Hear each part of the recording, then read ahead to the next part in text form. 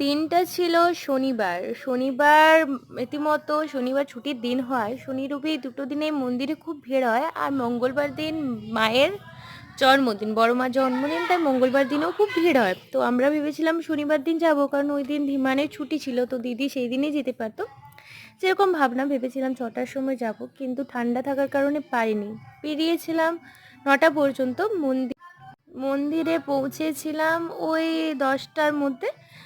ওখানে গিয়ে দেখি এক লম্বা লাইন, লাইনের তো শেষেই নেই, শেষ দেখতেই পাইনি। অনেকটা হাঁটার পরে খুঁজে পেলাম সেটা।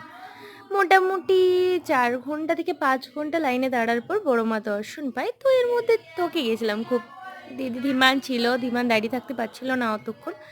তো দক্ষিণে কালীর মন্দির আছে, ওখানে আমি ধীমান অপেক্ষা করছিলাম, আর দিদি লাইনে ছিল। কিছুক্ষণ পরে দিদিও বসলো আর আমি লাইনে দাঁড়িয়েছিলাম।